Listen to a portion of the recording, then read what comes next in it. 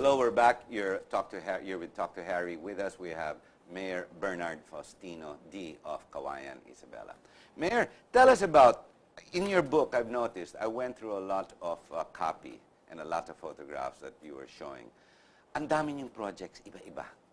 Right. Ano pinaprioritize mo muna? Infrastructure. Kasi mukhang sabay-sabay, infrastructure, may education ka, sabay-sabay, ang dami mong scholar na linalabas, pero hindi mo binibitawan ng health. Di ba? Correct. Actually, it's a primary, siguro hindi lang naman sa akin po, kundi karamihan ng LGUs or ng ating local chief executives na kailangan talaga ang priority is education, number one. Education. Because that's really our, kumbaga, ticket to solve poverty, as we all can believe, right? And of course, you can't get away or get rid of health. It's a priority. Baka mamatay in the process. Ang daming, since ang daming ang mahihirap, wala silang panggamot. That's why in our city, libre ang gamot, libre ang ospital.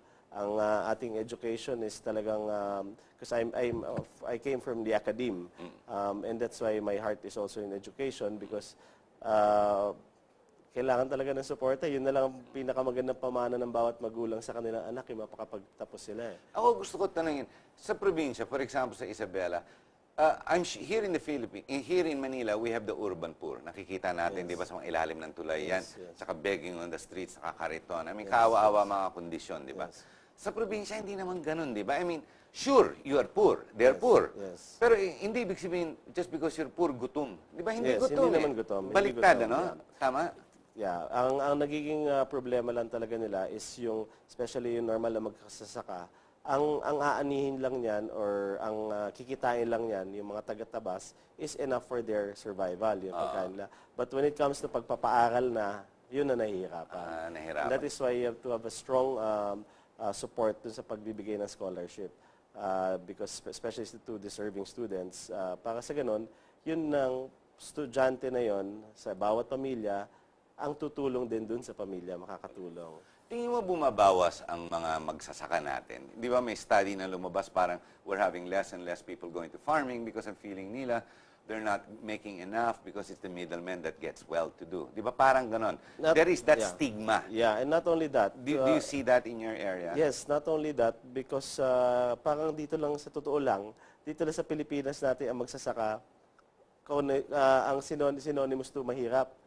But in other areas, bakit ganun? pag magsasaka ka, farmer ka, ganun? because I think since time immemorial dito sa atin, tayo na colonize tayo ng Spaniards, andun yung mentality na inuutusan, mababa ang ano dahil. Pero sa ibang bayan, pag sinabi mo farmer, yan yung mayaman. Yan yung mayayaman. Sila yung nagpapakain sa tao, di ba? So, bakit ganyan? I don't know why if it's really just a part of our mentality and culture dahil nakasanayan natin ganun. But ang parati ko sinasabi sa amin, sa mga estudyante, lalo na yung pagpapalakas dun sa mga kumukuha ng agriculture course pag sa college, dahil napapansin ko parang konting kumukuha agriculture course. Sabi ko parang agriculture-based country tayo, tapos mawawalan tayo ng agriculturist, di ba? Correct. It doesn't look nice, lalo-lalo na yung mga kumbaga expertise natin sa ating panag-aaral, yung mga dayuhan.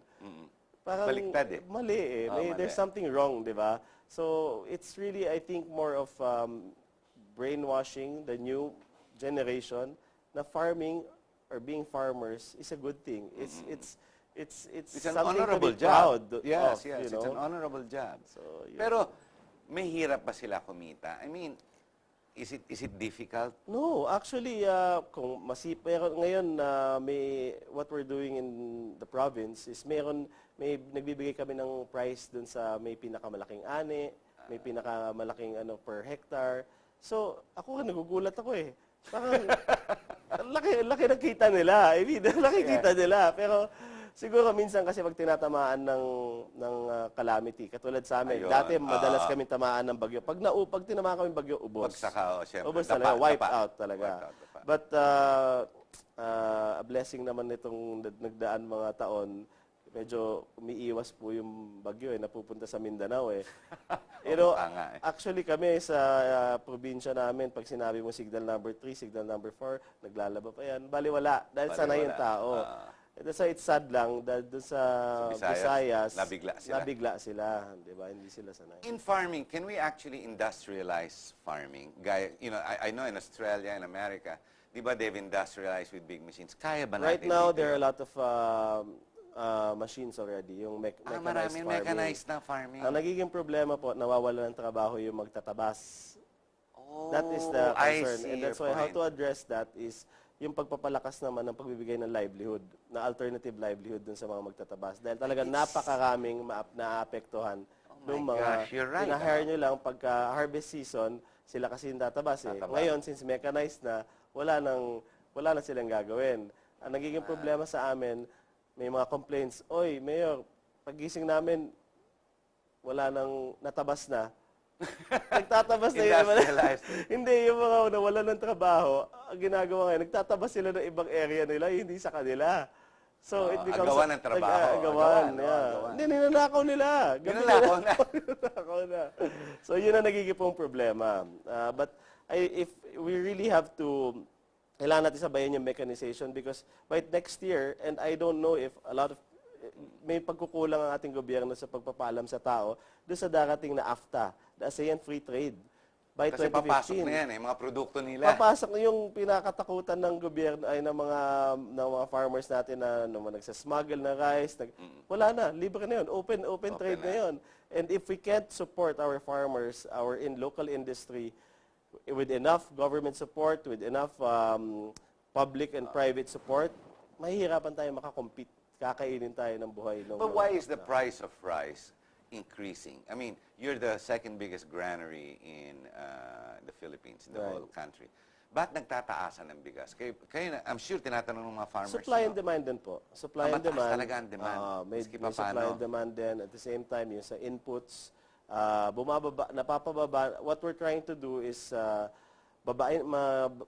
provide them with additional inputs, farm inputs, para bumaba yung farm inputs nila, lumaking kita nila. Correct. Now, what we're trying to do, kasama ang ating governor namin, si Bo GD, ang programa naman niya ngayon is price support together with NFA. For example, ang presyo ngayon ng palay or ng mais is 10 pesos. Pero ang binibili ng trader, parang mas mababa. So, dadagdagan ngayon ng NFA, bibili niya ng, let's say, 8 or 9. Yung provincial government, magdadagdag pa ng 2 pesos. Para tumaas. Para hindi makontrol. Ang nangyayari po kasi, yung mga traders, tabi-tabi po, yung mga traders, sila yung kumikita. Dahil syempre, binabarat nila yung mga farmers. So ngayon, bibenta nila na mahal, sila rin nag-fix ng price. But to address that, you have to really step in. The government should step in with the help of NFA.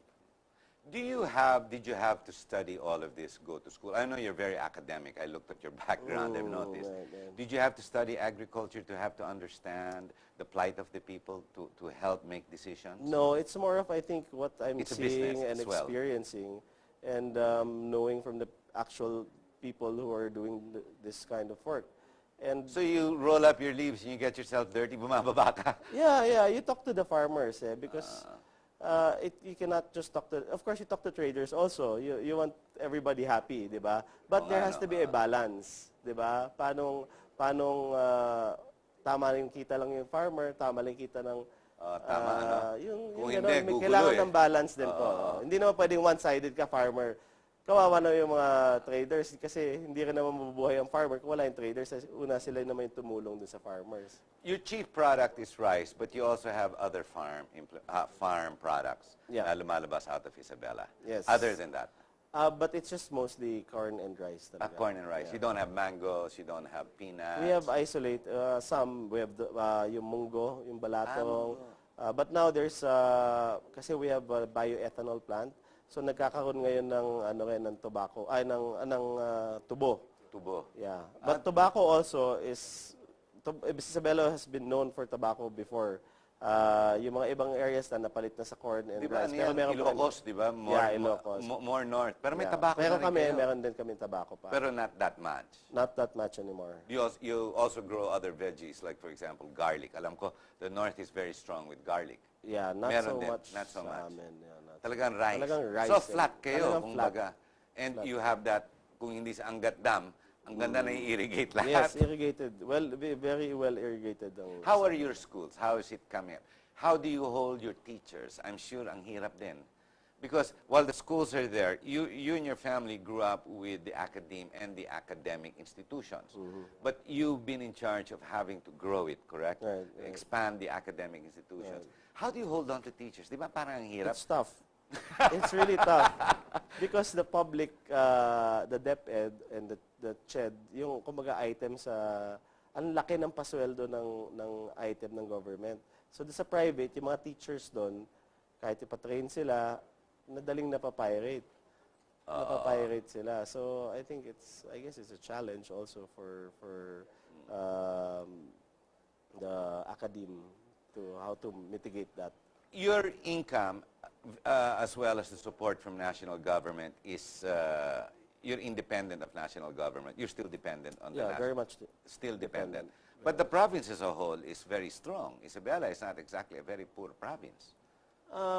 Yeah, but compared to since we're an agriculture base, we don't have a lot of tall building, business, economic activity, except for the agriculture base. So But now you're growing. You're getting SM. And daming in my buildings. city, In your yeah, ci- in my in your city, city. yeah. Okay, But okay. if you talk about the whole province of Hirap Isabela, mahirap pa. In my city is yun lang. It's growing very fast, Yeah, actually. yeah, it's quite fast. So, you foresee it in what, the next 5-6 years, you will be talagang the high rise now of the whole area. I hope. Pero parang ganun ang Hindi takbo, malayo. no? Hindi malayo mangyari po. It's no longer a dream. Yeah, hindi But imagine if you had a railway, you had a train that could bring all your goods to the more populated areas. Exactly. Naku, di ang bilis ng angat ng mga taong bayan doon. In fact, what I've been wanting or I've been expecting is yung unang kasing sona ng ating presidente noong 2010 na siya umupo, nabanggit na niya na mayroong highway na tutuloy-tuloy hanggang Cagayan Valley. And that is supposed to traverse from the NLEX going to the province of Aurora, and then Quirino, and then Isabela, and then Cagayan. So it will traverse through our Pacific Coast Highway. Perfect. Yeah, but it's 2014 already. Not too much politics. Let's just leave. saying. It remains a dream. Yeah. I hope to remains see a it dream. in my lifetime. Mayor, we're going to have to take a short break, ladies and gentlemen. Again, we're going to take a short break. But when we do come back, we'll delve into the person Mayor Bernard D. is. You'd be surprised to know he's won many accolades and many awards in other issues, and he's been pushing not only in the academe, but as a social worker, having joined the JCs and all these other groups. So stay with us. We'll be right back.